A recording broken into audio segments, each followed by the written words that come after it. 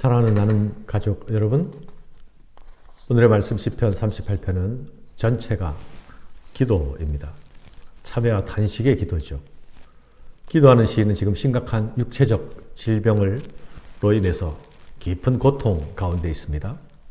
그런데 시인은 이 질병을 죄에 대한 하나님의 진노로 이해하고 있습니다. 그래서 스스로 깊은 죄책감 가운데 사로잡혀서 하나님의 도움을 간절히 구하는 탄식의 기도를 드리고 있습니다. 질병의 고통이 죄로 인함이라는 인식이 이 시의 기본 줄기를 구성합니다. 사실 모든 질병이, 모든 고통이 모두 죄로 인한 것은 아닙니다. 그러나 고대 히브리인들은 질병을 죄로 인식하는 사고를 가지고 있었지요. 시인은 이런 인식 가운데서 하나님과 씨름하고 있습니다. 고통 가운데 씨름하고 있습니다. 이 시의 시작과 끝이 그것을 잘 보여주고 있습니다. 여호와여, 주의 노하심으로 나를 책망하지 마시고 주의 분노하심으로 나를 징계하지 마소서. 여호와여, 나를 버리지 마소서. 나의 하나님이여, 나를 멀리하지 마소서. 속히 나를 도우소서. 나의 구원이시여. 여호와여, 책망하지 마시고 징계하지 마소서. 나를 버리지 마소서. 속히 나를 도우소서. 하나님께 간구하는 시인의 호흡은 절박하고 거칠고 간절합니다.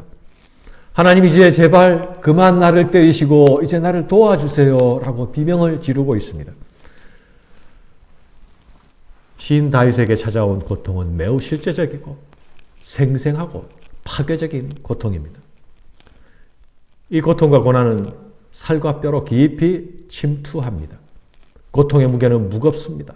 고통의 냄새는 아주 역겹습니다. 이 고통은 내적인 기쁨을 빼앗아가고 대신 슬픔과 신음으로 채워오고 있습니다. 마음속에 내적인 소란을 일으켜서 마음을 불안하게 만듭니다. 그리고 모든 희망을 빼앗아 갑니다. 육체적인 고통으로 끝나지 않습니다. 이 고통은 관계적인 고통으로 확장되고 있습니다. 시인이 겪은 질병은 잠시 겪다가 털고 일어나는 그런 감기와 같은 질병이 아니라 아주 오랫동안 대안 없이 고통을 겪는 그런 질병이었던 것 같습니다. 그래서 시인은 이 질병 때문에 사랑하는 사람들로부터도 소외되는 절망을 경험합니다. 고통 중에도 한없이 외롭습니다.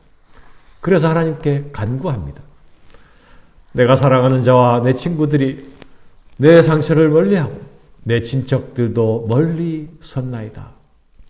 여호와여, 내가 주를 바라사오니 내 주 하나님이 내게 응답하시리이다. 시인은 또한 악인들의 공격 가운데 둘러싸여 있습니다. 내 생명을 찾는 자가 올무를 놓고 나를 해하려 하는 자가 괴악한 일을 말하여 종일토록 음모를 꾸미오나 내가 말하기를 두렵건대 그들이 나 때문에 기뻐하며 내가 실족할 때에 나를 향하여 스스로 교만할까 하였나이다. 그래서 시인은 자신의 이런 처지를 악인들이 조롱하고 이용하지 못하도록 하나님께 간구합니다. 내가 말하기를 두렵건대 그들이 나 때문에 기뻐하며 내가 실족할 때 나를 향하여 스스로 교만할까 하였나이다. 그러나 특별한 것이 있습니다. 그것이 무엇입니까? 그것은 시인이 고통 중에도 침묵하고 있다는 것입니다. 고통 가운데서도 침묵하고 대적자들의 악한 공격 가운데서도 침묵합니다. 나는 못 듣는 자같이 듣지 아니하고 말 못하는 자같이 입을 열지 아니하오니 나는 듣지 못하는 자 같아서 내 입에는 반박할 말이 없나이다. 마치 벙어리처럼 귀머거리처럼 그렇게 침묵합니다. 사람을 향하여서 항변하거나 대꾸하거나 하지 않습니다. 시인의 깊은 침묵은 오직 하나님의 처분만 기다리겠다는 굳은 의지의 표명으로 보입니다. 어쩌면 시인의 침묵은 자신이 당할 몫의 고통을 묵묵히 감당하겠다는 표현일 수도 있겠습니다. 이런 시인의 침묵은 무죄한 고난을 당하시면서 끝까지 침묵하시면서 십자가의 고통을 받아내셨던 예수 그리스도의 침묵을 연상케 합니다. 시인은 사람을 향해서는 입을 열지 않고 침묵하고 있지만 그러나 하나님 앞에서는 입을 엽니다. 고통 가운데 열려있는 통로는 오직 하나님을 향한 통로입니다. 이것은 시인이 철저히 하나님을 의뢰하는 사람이라는 것을 나타내 보여주는 모습입니다. 이것은 또한 우리가 본받아야 할 모습이기도 합니다. 시인은 고통 중에 자신의 죄를 하나님에 고백하고 있지요. 내가 넘어지게 되었고 나의 근심이 항상 내 앞에 있사오니 내 죄악을 아뢰고 내 죄를 슬퍼함이니이다. 시인은 자신의 죄를 고백하고 있지만 그러나 시인은 또 한편으로 의로운 사람입니다. 20절에서 시인은 이렇게 말하는 것을 봅니다. 또 악으로 선을 대신하는 자들이 내가 선을 따른다는 것 때문에 나를 대적하나이다. 시인은 하나님 앞에서 죄인이고 사람 가운데서는 의인입니다. 죄인이면서 동시에 의인입니다. 그러므로 시인이 하나님 앞에서 자신의 병을 하나님이 주시는 진노와 별로 받아들이며 회개하는 것은 원수들이 그를 벌받을 자로 규정하는 것과는 전혀 다른 문제입니다. 시인은 지금 삼중적인 고통 가운데 빠져 있지요. 육체적인 병으로 인한 고통, 사랑하는 사람들로부터 소외당하는 고통, 악인들의 공격. 그러나 시인은 이 고통 가운데서 스스로 빠져나올 방도가 없습니다. 그럴 능력이 없습니다. 그러나 시인은 포기하지 않습니다. 포기하는 대신 하나님께 부르짖고 있습니다. 시인은 지금 하나님 앞에서 죄의식을 가지고 있죠. 회개하고 있죠. 그러나 동시에 결사적으로 하나님의 이름을 부르고 있습니다. 논리적으로만 생각하면 시인의 행동은 모순된 것처럼 보일 수 있습니다. 그러나 이것이 바로 성도의 기도요. 이것이 바로 하나님을 신뢰하고 의지하는 믿음의 행동이라는 것을 우리는 기억해야 합니다. 우리는 실수하거나 넘어질 수 있습니다. 그러나 우리의 실수나 우리의 넘어짐이 하나님과의 사이를 갈라놓지 못하도록 해야 합니다. 우리의 실수로, 우리의 넘어짐으로, 우리의 죄로 하나님과 사이가 갈라지는 것은 사탄이 하는 일이요, 사탄이 즐기는 일입니다.